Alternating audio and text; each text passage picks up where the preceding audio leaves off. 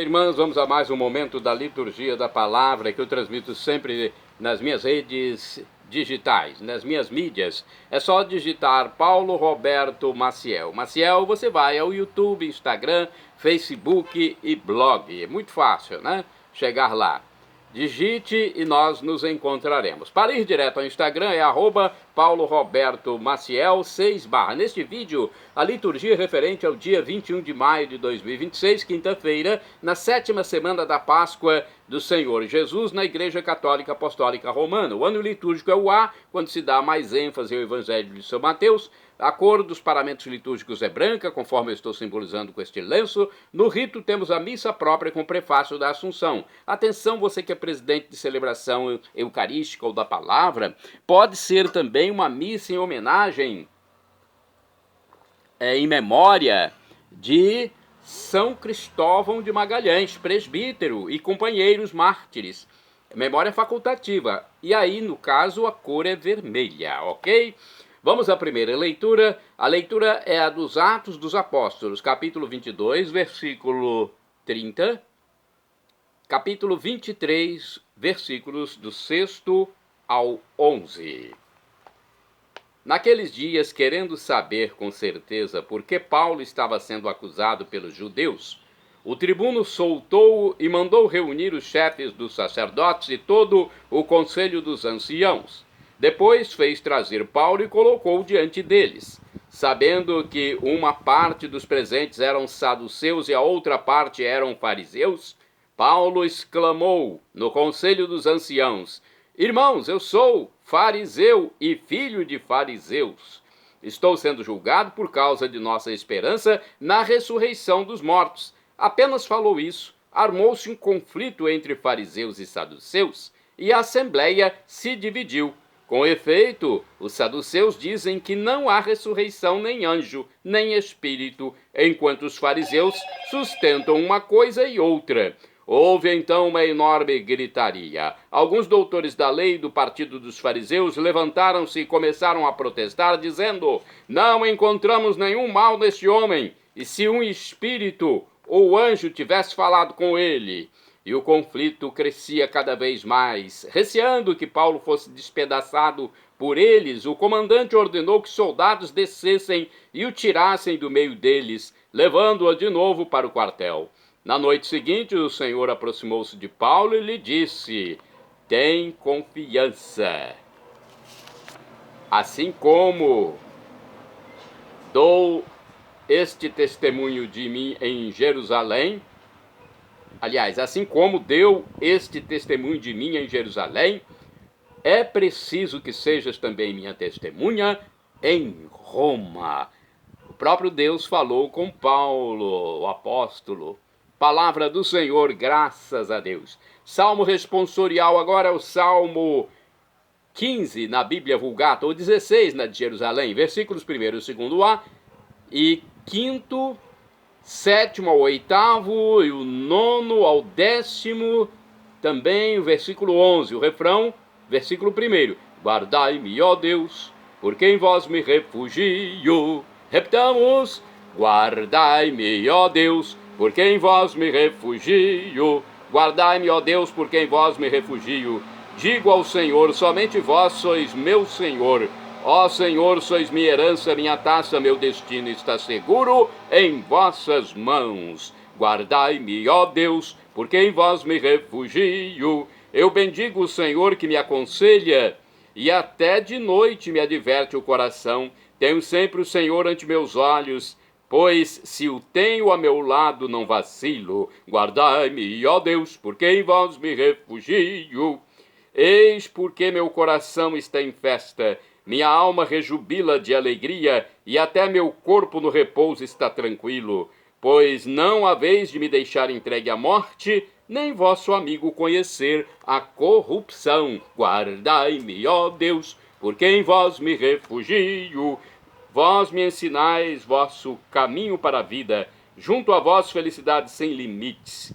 Delícia eterna e alegria ao vosso lado. Guardai-me, ó Deus, porque em vós me refugio. Repetamos: guardai-me, ó Deus, porque em vós me refugio. Agora vamos ao Evangelho Evangelho escrito por São João, capítulo 17, versículos do 20 ao 26. Vamos aclamá-lo e depois proclamá-lo. Aleluia, aleluia, aleluia, aleluia, aleluia, aleluia, aleluia, aleluia, aleluia, aleluia, aleluia.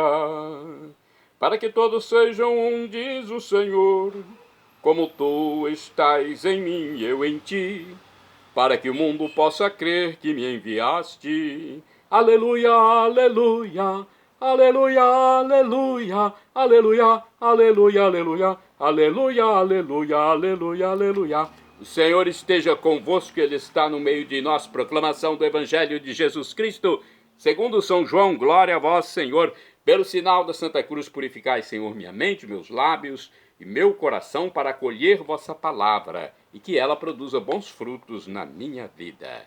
Naquele tempo, Jesus ergueu os olhos ao céu e rezou, dizendo: Pai Santo, eu não te rogo somente por eles, mas também por aqueles que vão crer em mim pela sua palavra, para que todos sejam um, como tu, Pai, estás em mim e eu em ti, e para que eles estejam em nós, a fim de que o mundo creia que tu me enviaste.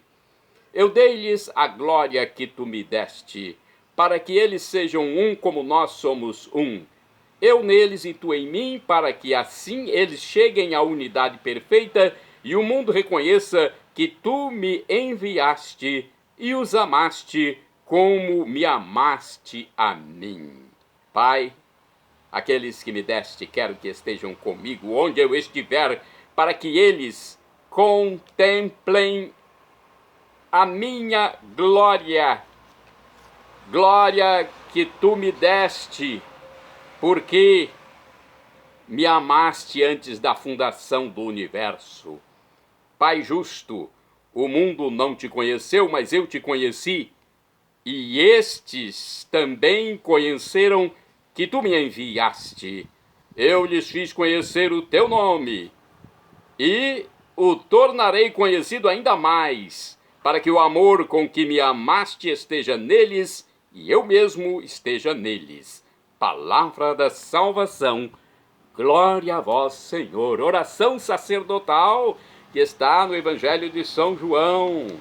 É algo assim importantíssimo para nós. Agora vamos saber da explicação do dia a dia com o Evangelho, este livro que fala sobre João capítulo 17, versículos do 20 ao 26. A oração de Jesus ao Pai amplia o horizonte dos destinatários. Já não abrange apenas seus apóstolos, inclui todos os que no futuro irão crer em Jesus pelas palavras e testemunho dos apóstolos. Por essa leitura que eu estou fazendo aqui. À medida que vão conhecendo o Pai, ficarão cientes do amor do Pai pelo Filho e o amor do Filho pelo Pai. Jesus deseja que todos os discípulos estejam com Ele onde Ele estiver e participem da sua glória e da glória do seu Pai. Se há uma insistência de Jesus nesta oração, é que todos formem unidade com Ele e com o Pai. Unidade supõe a prática do amor. Se vocês tiverem amor uns aos outros, todos vão conhecer que vocês são meus discípulos. João capítulo 13, versículo 35. O testemunho dessa comunhão entre nós e com Deus é que vai atrair novos seguidores para a comunidade de Cristo. No livro Palavra e Vida também temos uma explicação para João 17, versículos do 20 ao 26. Nosso mundo está cheio de fronteiras, culturas, línguas, religiões, níveis de riqueza. Também o cristianismo está atravessado pelas divisões. E hoje são muitas as comunidades que reclamam para si a autenticidade da igreja. O diálogo entre todos os que se dizem cristãos nem sempre é fácil. Assim, atraiçoamos o mais profundo desejo de Jesus, que sejamos um. É a unidade que Ele quer. Porque um é Deus, nosso Pai. Uma única família que Ele quer reunir em torno de Jesus, seu Filho. Somos diferentes, mas devemos buscar a unidade no amor e no respeito, para dar testemunho daquele que é uno no amor. Que boa explicação! Vamos agora aos santos do dia, porque os santos foram unidos a Deus pelo amor. São Cristóforo ou São Cristóvão de Magalhães, presbítero, ou seja, padre, e companheiros mártires, são santos do dia 21 de maio. Eles detêm esse título de santos porque professaram a fé por Cristo Rei e sucumbiram gloriosamente sob a ferocidade dos inimigos da igreja no México. Vamos às explicações mais profundas, né? A biografia aqui do santo e a história de como eles se tornaram santos. Olha, os primeiros anos do século XX, segundo o Vaticano, foram difíceis para a igreja no México. Em 1917, o presidente do país concordou com a entrada em vigor de uma nova Constituição inspirada em princípios anticlericais contra a igreja. Os bispos se opuseram imediatamente, mas só conseguiram causar uma reação forte e violenta no governo. A situação piorou. Em 31 de julho de 1926, pela primeira vez em 400 anos, foi suspenso o culto público em todas as igrejas do México e o clero católico maltratado. Foram expulsos os sacerdotes estrangeiros, proibidas e fechadas escolas particulares de inspiração católica e suprimidas muitas obras de caridade pertencentes à igreja. Os leigos mexicanos se organizaram e formaram a chamada Liga em Defesa da Liberdade Religiosa, pedindo o apoio dos sacerdotes, que preferiram uma solução pacífica. A situação se precipitou logo, a ponto de chegar à luta armada. A Guerra Civil ficou conhecida como o Movimento Cristero, levada adiante pelos fiéis que queriam defender a todo custo a sua liberdade religiosa. Pediam com insistência o apoio de seus pastores, dos padres, que optaram sempre com uma resistência pacífica. Então eles não queriam lutar de forma mais veemente. Os padres e os bispos, alguns padres deixaram suas paróquias e outros foram completamente hostis ao movimento de luta. A maioria, mesmo rejeitando a rebeldia, não quis abandonar seus fiéis e continuou a cuidar das almas. A maioria dos padres. Foi o caso de Cristóvão de Magalhães. Cristóvão nasceu em Totique, próximo a Guadalajara, em 1869, no seio de uma família de camponeses, da qual aprendeu a ser devoto do Sagrado Coração de Jesus e de Nossa Senhora do Rosário. Foi ordenado sacerdote em 1888, se tornou pároco de sua aldeia natal.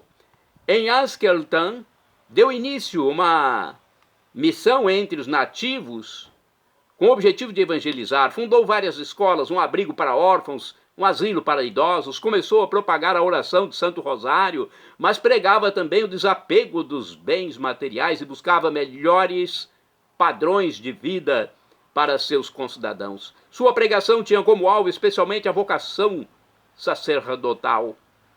Quando fecharam o seminário de Guadalajara, fundou em sua paróquia um pequeno centro para a preparação de futuros sacerdotes. Quando o movimento cristeiro se propagou, Cristóvão não aderiu. Pelo contrário, rejeitava categoricamente o uso da violência, recordando que Jesus e seus apóstolos não recorreram a ela. Convencido disso, escreveu um artigo no jornal local, dizendo: a única arma da igreja é a palavra de Deus. Entretanto, jamais abandonou seu povo. Na manhã de 21 de maio de 1927 foi preso, sob a acusação de apoiar a rebelião, mas, na verdade, foi condenado à morte pelo fato de ser sacerdote. 4 dias depois, foi fuzilado em Colotlán, junto com 24 companheiros, entre os quais 21 sacerdotes. São Cristóvão de Magalhães, rogai por mim, rogai por nós, junto com seus companheiros que estão no céu junto de Deus. São mártires de Cristo. Santo do dia 21 de maio, Santo Hospício, foi um eremita. Morreu no século VI. Viveu numa velha torre nos arredores de Nice, na França, praticando jejuns e penitências, recebeu o dom dos milagres e o de profecia, prenunciando inclusive a invasão dos lombardos.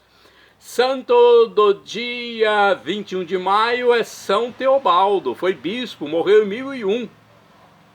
Governou durante 44 anos a diocese de Vienne, na França, incentivando o clero e o povo a terem uma conduta conforme o Evangelho.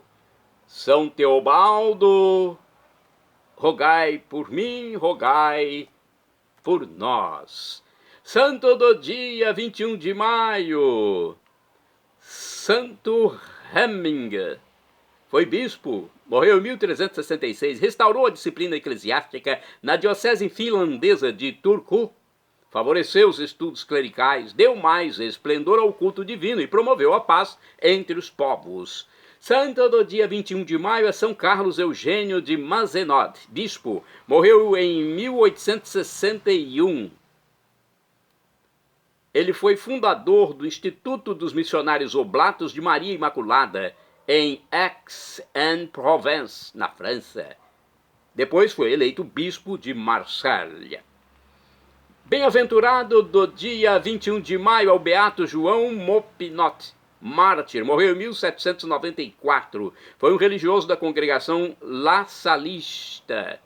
Foi preso durante a famigerada Revolução Francesa, em uma sórdida galera, uma embarcação ancorada ao largo de Roquefort, na qual morreu em decorrência dos maus tratos e terríveis vexações.